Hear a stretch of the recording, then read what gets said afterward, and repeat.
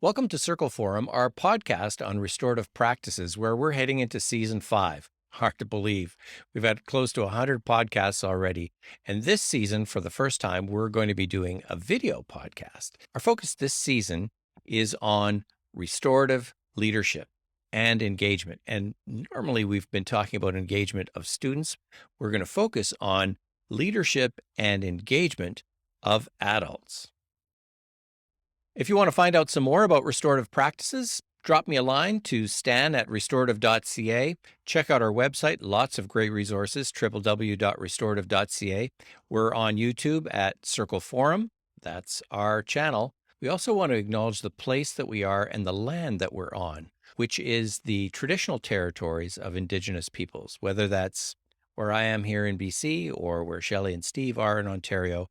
And so we want to just acknowledge that. So if you've ever worked in a situation where you wondered if you could keep going because it just was getting to be too much, or if you've seen that in others, that's burnout. And one of the things that we're noticing is that in schools in particular, it is rampant.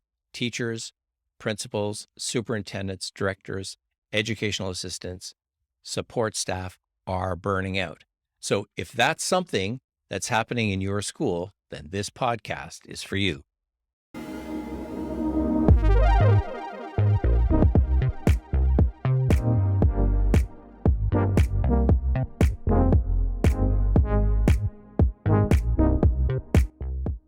So this week we're talking about burnout, and there's an interesting article from the Gallup organization that says the number one reason for burnout is unfair treatment at work. What do you think? That is so interesting because burnout was always connected to workload, not having the skills, training needs to be just a personality clash. There's all these other reasons that are given for burnout. I can remember a training I went to once. It was talking about wellness and burnout. And if we start to hear the phrase, must be nice, if you start using that kind of phrase, must be nice that you get to, or must be nice, then that's a signal to you about burnout. But it never really connected it to what this article's connecting. So I think burnout has been misunderstood for sure. I think you're right. We traditionally think of burnout as somebody who just works, burning both candles at both ends. Got that worker who decides they're going to work 12, 14-hour days and 7 days a week. And after a while, they just get so tired they're burned out. But when we look at the teaching profession, there are people that work more hours than others. Absolutely. So I think a lot of it has to do with not just the hours that people put in, but the actual task that they're being asked to do is changing and ever changing. And in teaching, of course, we always talk about the constantly changing mandates and new things to learn and new curriculum to learn and new policies and procedures to implement. And that in itself, even if you put in the same number of hours you used to. Education in particular, it continues to evolve year after year and change with policies and procedures, and workplaces as well. But education's has a lot of that going on. And people we haven't felt this level of what we might call burnout. What's new is the level of people leaving the profession. What do you think is most misunderstood about burnout? Well, I think what's missed is that it's not about workload, and it's not about not having the skills. That's not why people burn out. And this article speaks to it. Is the burnout is coming from your boss, your style of management that you're working under, whatever phrase you want to use. That is what causes people to burn out, or good people to leave a profession or leave a job and look elsewhere. They may not be burnt out. They might be on the verge of it, but realize that they can take their skills elsewhere. So they're leaving a profession. Ever had a bad manager or a bad leader or Sure. anything you'd like to share? Absolutely. I think we all have. And it's We often have. not till after you've stepped away from it that you realize the impact that it's had on you. And so I can share a story of a negative situation. That was not what we would call a restorative leader by any means. I was part of a group, and they're called different things across the country, but it was the situation table. So, in a community, that is a gathering of the community supports that address situations of high concern and try to pull the supports together for that person. So, I'd sat on that committee for some time, been given that responsibility. It was new in our community, did the training, went weekly, knew to check back before the school was offered up to do anything, et cetera. Kind of knew all the ground rules. At one of these meetings, student was presented by another agency, and I knew a lot of background about the student and some other pieces that were going on that wasn't being presented by this agency. And I felt like the family and the student was not being presented in an accurate way to the rest of the community. But the rules, if you will, the situation table is you just don't give out that information. The family hadn't said I could share what I knew. So I really struggled with that because the community was going to start to move in a way that isn't probably what I thought this family needed. And to me, the rules of the situation table hadn't been followed. So I sat back, and then I did choose to go and speak to the coordinators of the situation table separately, privately, and express my concerns. So that was well taken by them. Some adjustments were made, thoughts were given to things. I went back and shared that with the person that was overseeing my role in that, and she was furious. And I had no right to be speaking. That would have been her job to go and speak, even though she'd never sat at the situation table, hadn't experienced what had gone on, couldn't even speak to it. But she felt I was stepping out of my lane. So that certainly didn't feel very restorative, very supportive. And it was only one in the many the chips that start to chip away from her style of leadership on into my work for sure. So, what was not fair about how you were dealt with then? Because that's the thing the article talks about. Not Right. fair. I think what wasn't fair was her immediate launch into that I didn't have the responsibility to do that.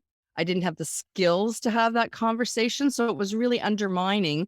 Meanwhile, this is the kind of role I'd had in my job for several years before she arrived and had been respected and to do that and understood where my limits were.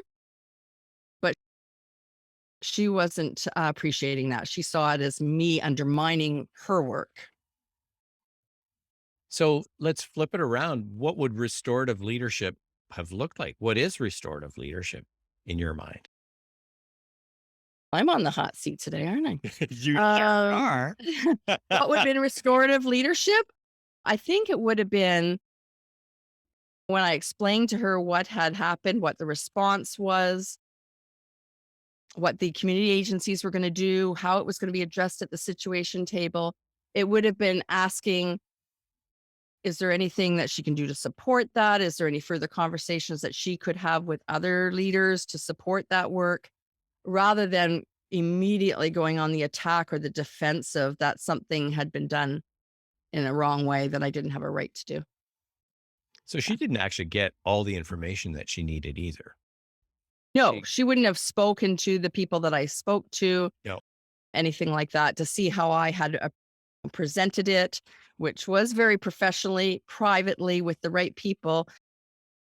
No, she didn't have any of that. She just felt I should never have had those conversations. So, the fair process piece that seems to be missing to me is the opportunity to have a say in fair Hmm. process, like that Hmm. you just didn't have an opportunity to and somebody went right to, "Here's the expectations." Which changed, right? That didn't fit with what had been happening for a year or so already. When you look at the article talks about the percentage of people who do feel that they have a positive workspace, respect from their leader, the boss or the manager is the number one thing. They feel respected throughout the day. And respect looks different in all different contexts because it also mentions those workers have stressful times, they have deadlines and they have things to do. But ultimately, they're happy with their workplace and they don't feel burnt out because they know that they feel respected. They have that respect. And one of the main parts of restorative leadership, of course, is that fair process. And that's what leads to respect. My voice is heard. I'm asked my opinion. Things are explained to me. I don't always get what I think is the way it should be, but at least it's a part of the process. Absolutely.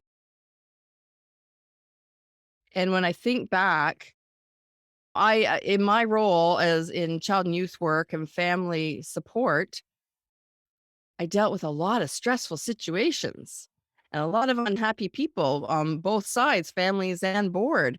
That did not stress me out. That did not make me want to leave my workplace. It was the management style that really started to push again the good that I thought I was doing that made me want to leave. It wasn't the stress of the work by any means. And so when we go back to that teaching position, the teaching world that we talked about earlier, and the number of new initiatives that are coming down, and teaching is an evolving science. And certainly the last 2 years of COVID, the changes were daily in terms of policies and procedures and how to do stuff. A lot of it had to do with how did the manager, the leader of that school, the principal, vice principal, or even the superintendent, how did they manage all those changes with their staff? Did they simply say, that's the way it is, do it? Or was there a chance to discuss it? And what do you think is a better way to do it? You think we should do it this way? Which door should we have all the cohorts line up? All those kind of questions. Was it simply a decision made at the office by an autocrat, authoritarian leader? Staff seem happier. Why is that? Well, maybe it's the process that the leader used in making those decisions, implementing those new changes. So, what I'm hearing is a big part of restorative leadership is having a fair process, one that really asks questions and listens. I guess the question that I have is when you think about leadership, who's a leader in a school? Well, everybody is a leader to a certain degree. A teacher is a leader in the classroom. Students can be leaders within the school. The older students take on roles where they are looking after younger students and so on. So everybody can take a leadership role. Even in a kindergarten class, they make groups and someone is the leader of that group who's responsible for putting the crayons away or whatever. They all are given these tasks. So everybody has some leadership ability or leadership tasks somewhere through the day. It's how those leaders work with the groups that the people that they're leading. That's the important thing. Certainly the principal is seen as the leader of the school, but the teachers are leaders of the classroom, and teachers can be leaders amongst themselves. You might have a lead teacher. We call them in our work teachers. You're the lead teacher of the primary division. In high schools, they have department heads. They're a leader of their department. So they're leading other teachers. Everybody and anybody at some point in time can be a leader in a certain capacity. So, go for it, Shelley. You're going to Yeah. say this, right? Go for it. So one of my favorite quotes, and I will have to look up who said it, but it was in a leadership video that we would do at the education or the board office. We do these events, but the quote was "Lead from where you stand," and I really believe that as Steve says, we all have a place to lead from. That doesn't mean, as the child and youth counselor, I'm making decisions that a principal needs to make, but I am leading in my capacity of my job and in my profession, and need to act accordingly. Now, what I love about that is I don't have to wait for my boss to be a restorative leader. I can Right. actually act on this myself. I can act in ways that is engaging, that has explanation, and expectation clarity, that fair process that we talk about. So even though I may not be treated with a fair process, I can, in fact, act on this myself, which I think is that agency that is so important in restorative practice, too. So then that brings me to the wrap up question. What's a simple, practical thing that anyone could do to practice restorative leadership and prevent some burnout for themselves or others? Well, I think we've talked about respect, and Steve talked about that looking like lots of different things. But truly respecting means to hear others' voices and take it into account. It doesn't mean that it's going to be in the final formulation, but it's been taken truly into account that guess what? Somebody else might have a different perspective than you that may be helpful to you. So to truly do that, and that doesn't have to be exhaustive. It doesn't have to be long interviews, but being open that there's other perspectives that you may need to take into consideration that would be helpful. Ask a lot of questions. and then listen to those answers. We've all had leaders who ask questions and then ignore us, but you got to listen to the answers too. So you almost have to learn what each of the people in your leadership group, how they like to be worked with or how they like to be led. Because some do want to take part and they do want to be part of all those discussion groups. Others would rather just say, make the decision, I'll follow along.